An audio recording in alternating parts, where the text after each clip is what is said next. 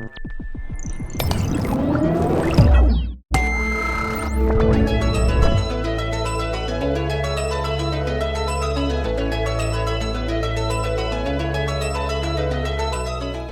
to the Fully Charged Show podcast. Why are cool concept cars important? Big question.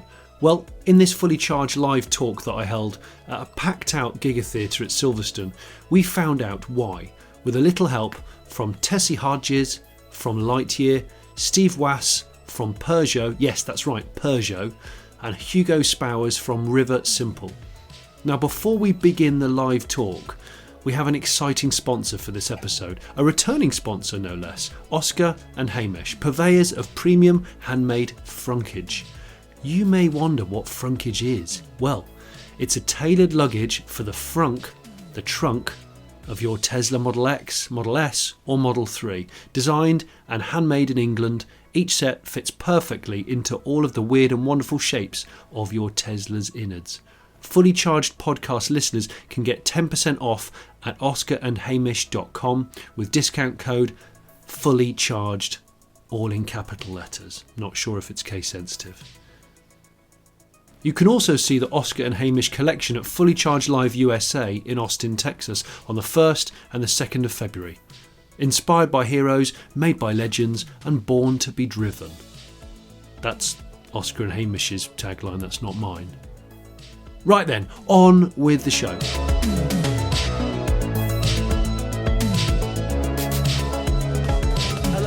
Hello everybody. I was going to say good morning. It's not morning, is it? It's afternoon already. Thank you very much for coming to the Giga Theatre. This is a chat all about concept cars. What is the point of them? Are they cool? Luckily, I've got some experts who can help me in this. Please welcome Tessie Hartjes from Lightyear. Please welcome Steve Voss from Renault Marketing. Peugeot, sorry. Gosh, I got that wrong already. I'm going. Sorry. Okay, there. And Hugo Spowers. Where's Hugo? Yeah. Hugo, please welcome British entrepreneur, engineer from Riversimple.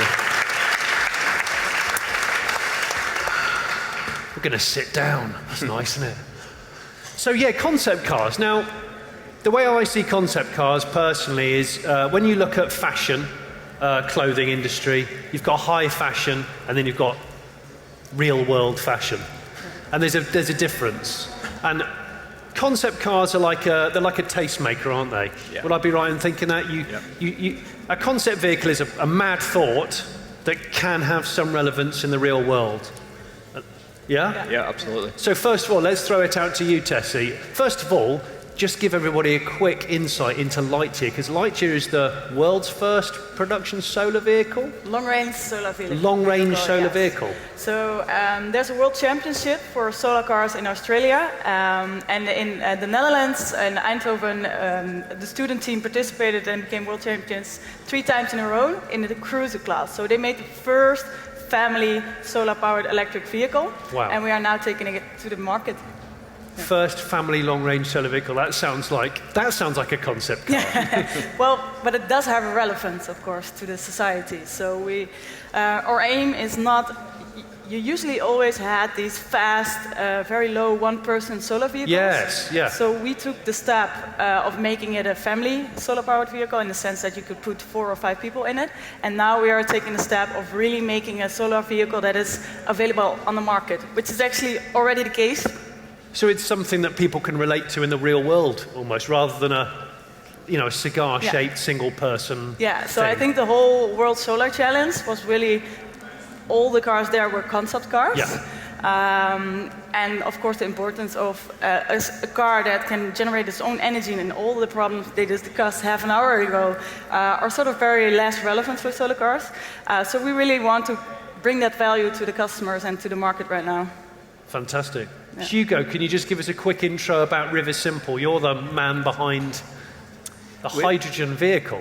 Yes, we're developing hydrogen vehicles, but vehicles designed around the characteristics of hydrogen rather than trying to squeeze hydrogen into the sort of cars that we've been optimizing around petrol engines for the last 100 years. So it's very efficient. It does the equivalent of 250 mpg in calorific terms. But it's great fun to drive, does 0 to 60 in 9.5 seconds. We've got one downstairs. And it's also particularly designed for a different business model. We're never going to sell a car. We only ever sell a subscription service. So typically a customer will sign up for a 3-year period. It's their car in that period. And there's a monthly direct debit with a usage rate, like a mileage rate, like a mobile phone usage rate. And that covers everything. So it includes not just the maintenance, but insurance and fuel. So when you fill up, you don't pay. It's literally the only transaction you have in having the access to the car.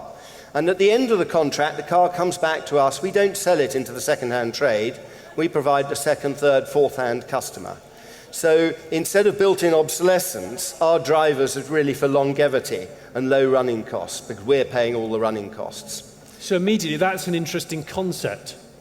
You're trying a concept of ownership or not ownership, however you want to look at it. So it's not just about the aesthetics of a car, it's about your relationship with transportation. A completely different relationship with the customer. And we are running a fleet of 20 of them in a trial starting this summer in Monmouthshire. And this we're calling a beta test. And this is slightly taking the idea of a concept car one logical step further, in that generally, the industry historically doesn't let customers get close to a car until it's ready for production. Yeah. But the tech industry does now beta test everything. And we're beta testing these cars. So these 20 cars, we're working with the customers over a 2-year period, and we're co-designing and developing the cars with our customers. And it's obviously the technology we can test ourselves. What we can't test is how people react to the offer we're making, how we provide the car, how we build them, how we take the car back and support the car in service. And so we're refining the service proposition as much as the car itself over the next couple of years before we get to volume production, and none of it is cast in stone until we go to production. Well, that's a very valid point. And Steve, your background is marketing. Yes. So right. You're the marketing man for Peugeot UK. Yeah, that's right. Yeah, so I'm marketing director for Peugeot UK. So Peugeot's now part of the bigger organisation of PSA, Peugeot Citroën DS, and more recently Vauxhall Opel as well. Yeah. Peugeot, actually compared to my colleagues here, actually mainstream manufacturer. Actually, our history goes back 200 years. And until recently, actually, everything's been about petrol and diesel. So, we have a rich history with the diesel engine in particular, but we're right at the start of that exciting new journey. So actually today, in the hall as you walk in, we've got the first prototype. E208. It's exactly, great for you to bring it. Can I just say that Peugeots are looking good. Thank you. At the moment. Yeah, they haven't always. It's true. It is true, yeah.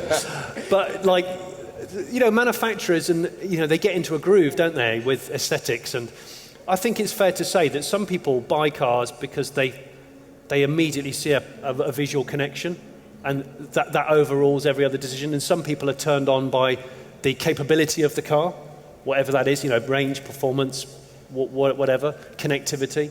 And so that's the thing. It's concept cars aren't just about here's what the next car is going to look like. It's here's what the next car could look like. So do you think it's fair for me to say there are your flights of fantasy? Like concept cars 20, 30, 50 years ago were just like spaceships. Yeah. You were never going to ever buy anything, 10% of that. But I think now the concept car that we see at motor shows like Geneva a few months back, a lot of the time you see a concept car and you go, oh, actually, that's 80% reality.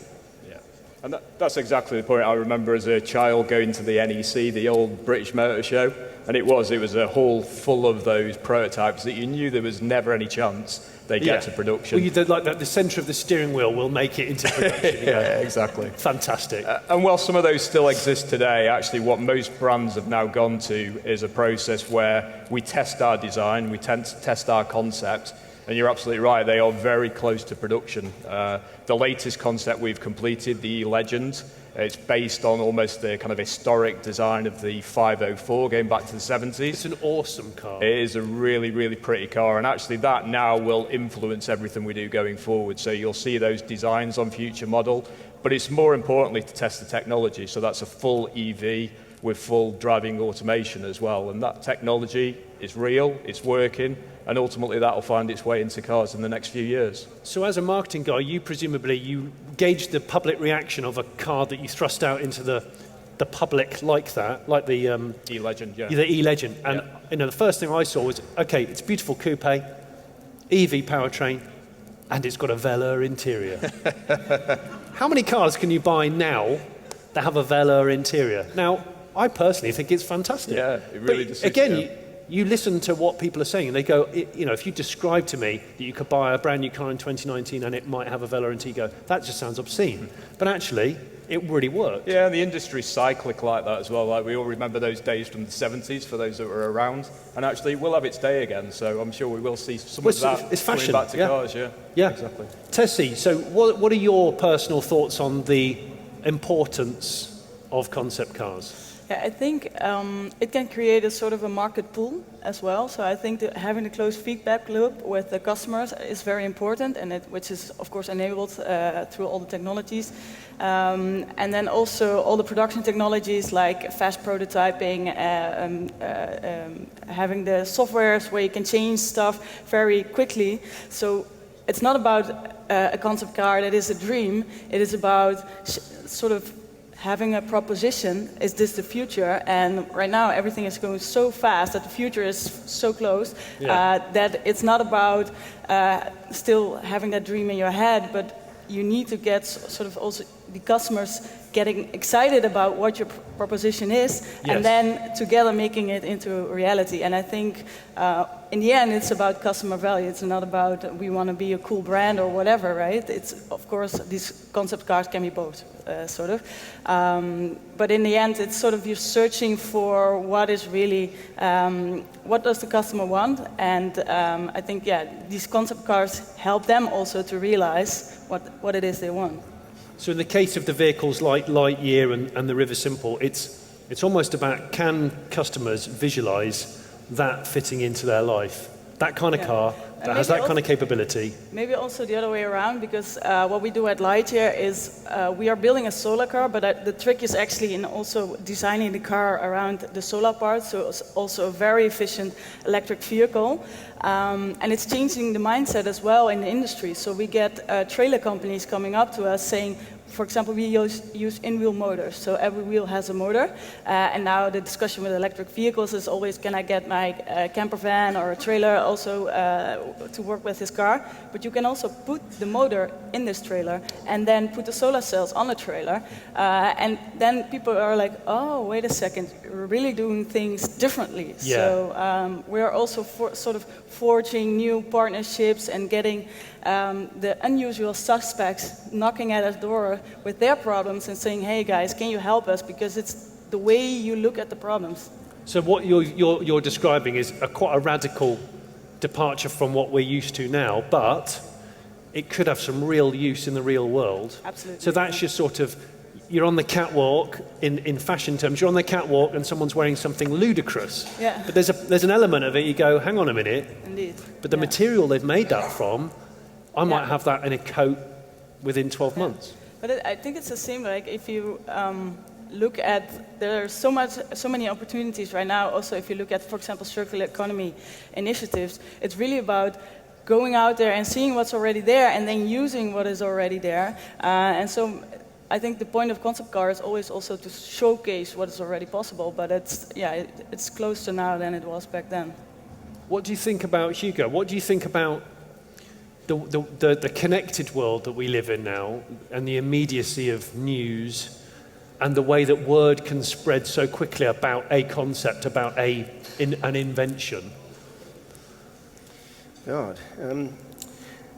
Well, I'm not entirely sure that you can spread the experience that we're trying to convey. I mean, it's very, very difficult to get people to really appreciate it in such a huge change in expectations. Yeah. So I mean, it becomes all the more important to get trials out there Yeah. for people to experience it. I mean, it took quite a long time for people to accept battery cars. Well, it's happened. It's still happening. But it did, yes. Yeah, it's still happening. And you get to tipping points. Yeah. But there's a long way to go.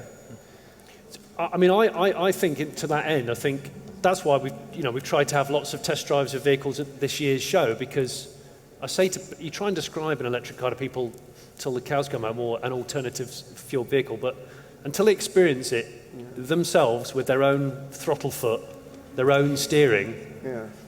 You know, I lent someone an electric car the other day who was quite against it, I'm not going to lie. And he came back and he went, "This is amazing." Yeah. Like I'd just shown him some sort of magician's trick. Yeah. And I went, "Yeah, and it's not that new technology." I think it has led to a change in the role of concept cars too. Yeah. Concept cars for the last 50 or 60 years have been showpieces. You're talking about the catwalk and so on. Yeah. And this little bit of haute couture, which you know is never going to appear in reality. The weakness of that, it seems to me, that when it does appear 5 years later, people inevitably are going to be disappointed. So you wonder whether it was a very good strategy in the first place. It does, though, also, has always been a good way of inspiring the team. Yeah. And internally, it has a big impact on what is done in the mainstream models. Yeah. It gets people more fired up. But certainly there's been not nearly as much emphasis on the technology underneath the skin in concept cars until recently. Yeah. And I think that has made them an awful lot more relevant now than they used to be. The first car we did actually was a research project. It never actually ran on its own wheels, only ever ran the test cell. It's called the Morgan Life car, but we showed it at Geneva about 10 years ago. I remember it, yeah. And that was really an R&D exercise dressed up as a concept car, and it then led to the Aeromax. Right, okay. The styling did, but there was nothing to do with the technology under the skin. That's interesting because, I mean, like you as a marketing manager, obviously your idea is to push people towards a brand. Yes. And want to buy something ultimately, or lease it, or whatever people do with cars these days. That's a whole other conversation on another day. In fact, it is. I think it is, probably tomorrow. But so in terms of a manufacturer commissioning a concept car, what vision do they have? Do you think that nowadays they go, look, if we're going to do it, it has to have a much closer relationship to what we are going to bring out? Yeah, and actually, to make the numbers stack up. Yeah, and the development of those concept cars these days is expensive. You know, gone are the days where you'd effectively spray a clay mule of a vehicle and put that on display. Take the E-Legend as the example. That's been fully developed, so you know, full electric, full drivability as well. And we're using that actively on the road now with journalists. Going back to the last question as well, just make the point of everybody's importance here today, that influencer side of marketing is key going forward. And if I think to Geneva, you know, that most brands will spend a significant amount of money on their stands. Yeah. But actually the impact of the influencers, particularly in a social media world, is massive. If I think back to that event for us, our biggest traffic generator on our website, our biggest hits on Facebook, was actually a member of the general public who'd walked around with a camera, done their own vlog, and it was a massive impact. But it had real, genuine interest to it as well. So people want to hear the feedback of people who are actually interested in EVs. So yeah. I'd encourage you all to do that as much as possible. The other thing about concept cars is that it's creating a memory, an indelible memory that people won't forget. So I suppose, younger, kids that can't even drive yet, if they see a car or a motorbike or whatever creation it might be, concept creation, that might hold their attention forever. I think about stuff when I went to motor shows or saw something out on the street. And you see cars with camouflage on them being tested, and you think, well, actually, that could influence that person's taste or desire to drive a certain vehicle until they die. It's quite a... Yeah, it's its own strand of marketing in its own right. It's building that brand for that person, yeah. Yeah.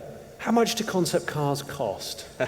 Because, manufacturers, they don't like to talk about money when they're not going to sell the car. I mean, we're talking about sometimes millions. Absolutely, yeah. Millions. Yep. Of yen?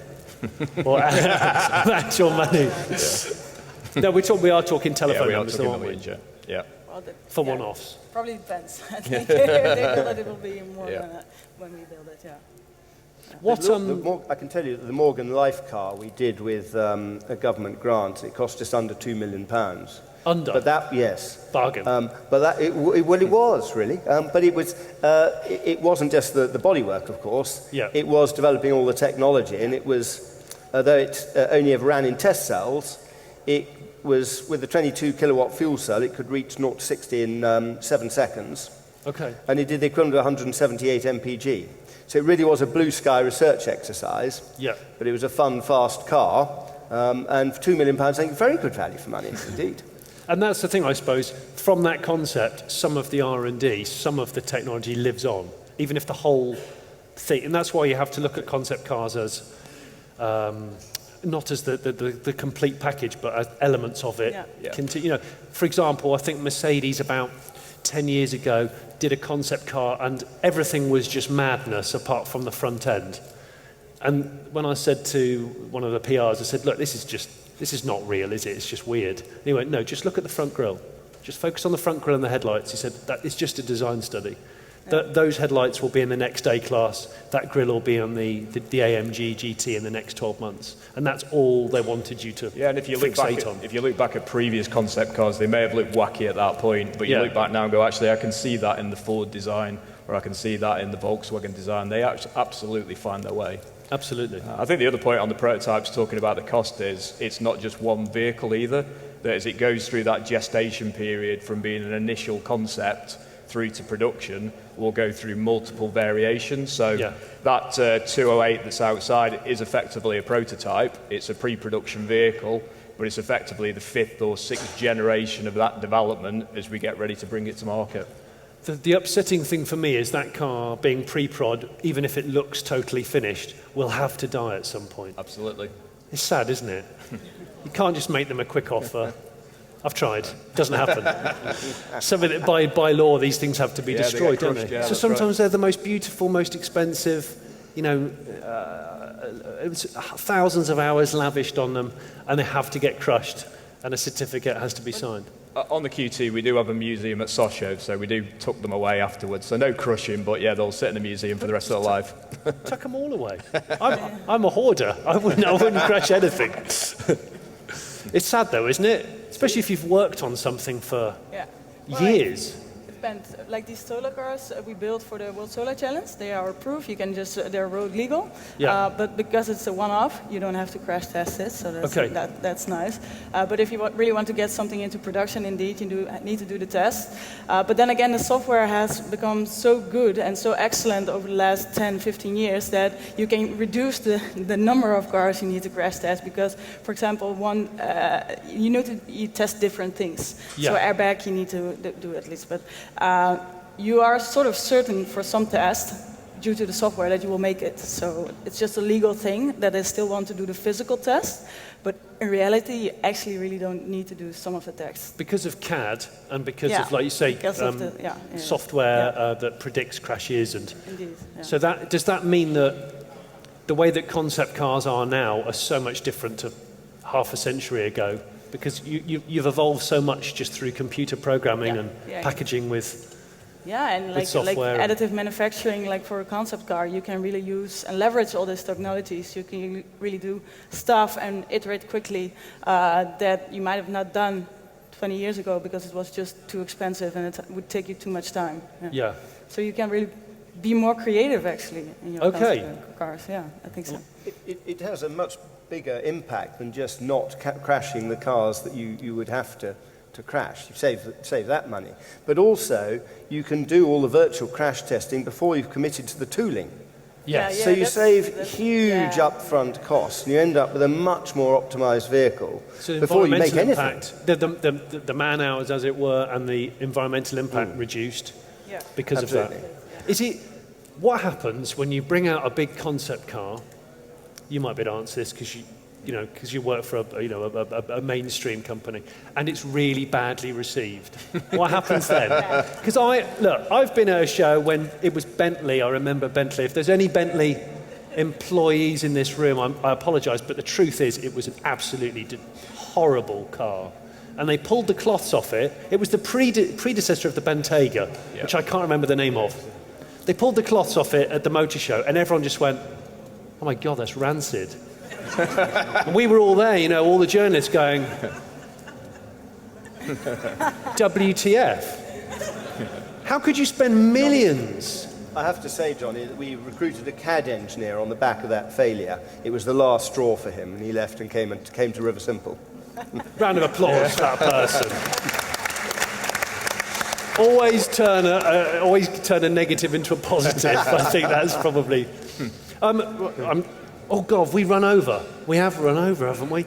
I want to see if anybody out there has any questions about concept cars, the point of them, the coolness of them. Apparently, I can throw this at you. Have you got any plans to replace the flux capacitor? Say that again. Replacing the flux capacitor or your own concept for your next vehicle? Oh. Yeah, the flux capacitor, for those who don't know, is an electric race car which I built a few years back, and using an old car. I'd like to build another faster, more unhinged car. Bring it on. Did you just swear then? Oh, okay. Faster, more unhinged. It just comes down to simple things like time and money, unfortunately. But yeah, I would like. I think that if I'm going to build something even more extreme, I know how long it's going to take and how much resources it's going to take. But yes, I would love to, and I miss driving that car a lot because it was mad. Yeah, it was. Wait, are you going to give us the microphone back or not? Is that? Yeah. It's to Steve. The E-Legend is Yes. beautiful. I agree. Thank you. When is it going to come out? And how many changes are going to be from the concept we saw in the videos? Because obviously I had them. I mean, don't change the Valor, obviously, but the folding steering wheel into the console and the full autonomy. I'm assuming that's not going to be quick. So who can say? I know. Who can say? But so when would when is it due? So that car outside, the 208, is 99% ready. It's not in final trim yet. It's a bit of a mixture of various different trims. We'll be launching that car in January. And actually what's unusual about 208 is it's the first of our cars where you'll basically pick your model and then you'll pick the drivetrains, petrol, diesel or electric. And then by 2023, all vehicles on the range will have that option. With E-Legend, I think we'll see a number of those elements coming to market. Actually, our group MD is very passionate about that car and would love to bring it to production in its current guise. Quite what we'll do from a production numbers point of view is still in question. So I'd say it's probably 50-50 at the moment. Yeah, the thing is, I'm saving up, right? So I need to know. I need to target. Can I drive it when you buy it? I'll take your details afterwards. Yeah.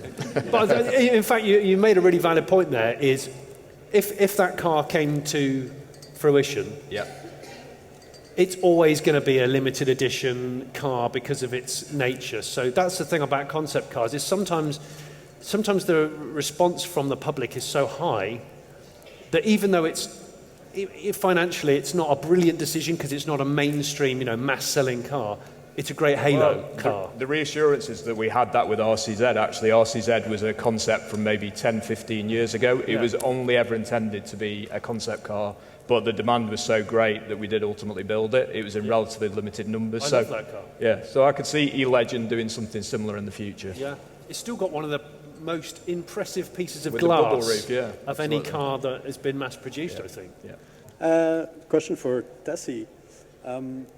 I know that Sono Motors is not a competitor for you, obviously. It's a different type of vehicle.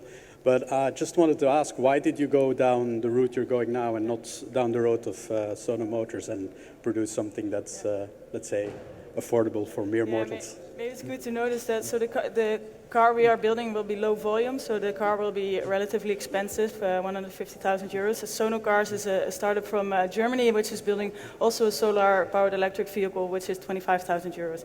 The big difference between the car we are building and the car Sono is building is the range. So our car will have a range of 600 to 800 kilometers, say, 300 to 500 miles, purely on the battery. And And a lot of the cost we make is in developing the technology that is able to enable this. Okay. So the focus on high efficiency is really on the component level. So we develop our own motors, for example, powertrain. We optimize the energy we gain. So we develop our own inverters and software.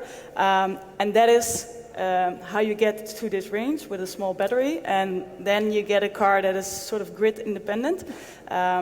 And Sono is really, so we want to get a car that's sort of, you can go to any off-grid location, you can do your travels, you can go anywhere, whereas Sono is developing sort of this city vehicle, which it has a range of 250 kilometers.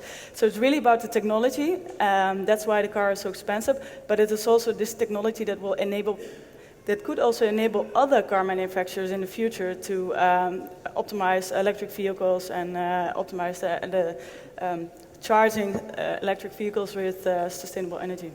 Yeah, thank you. Thank you. Is it quick? That's the most important. Is it quick? I will be quick. This is for Hugo. I wondered, you're trying to get people to embrace maybe at least 3 new concepts at once. But, you know, car ownership in a different way, different fuel, which may not be available near you, different body shape and so on. Are you pushing too hard? Can you get 3 people to swallow 3 different concepts at once? Or are they important? Is it important that they all come together?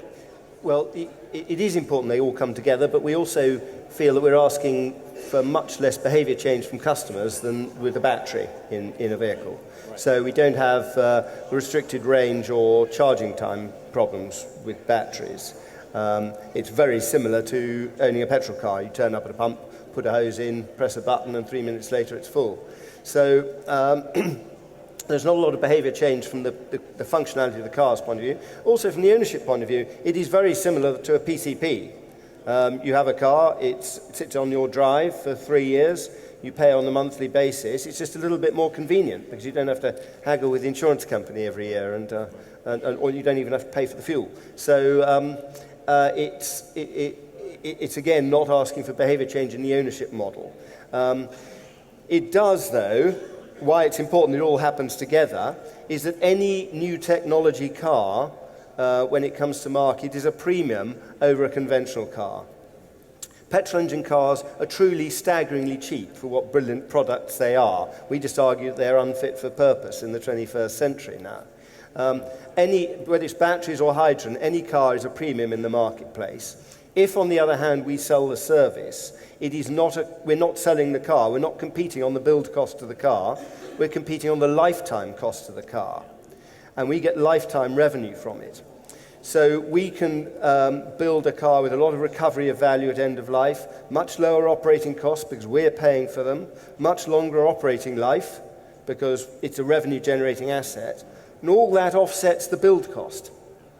So we can come to market at an equivalent cost of ownership to a bottom of the range diesel Golf is what we benchmark it against, long before our supply chain costs can remotely match those of petrol engines. And that's why as a package it works, and trying to pick these things off one at a time wouldn't. I'm afraid we've got to wrap this up. I just want to say thank you very much to Tessie and Steve and Hugo for doing. Thank you for coming.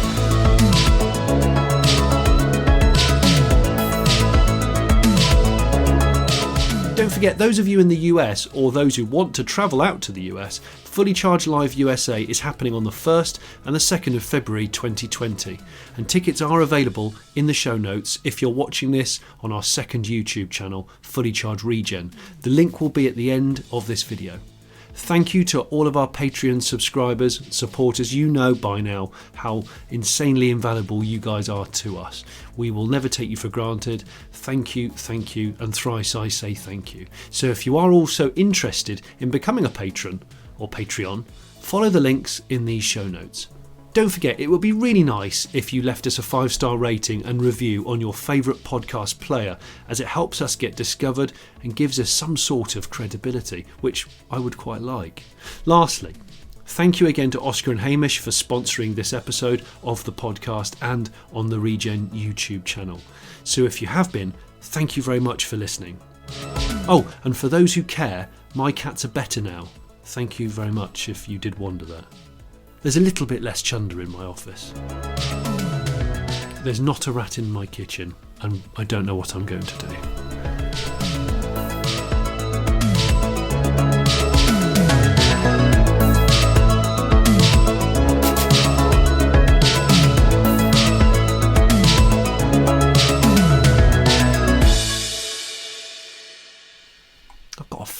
in here? How come it's still alive? It should be dead by now.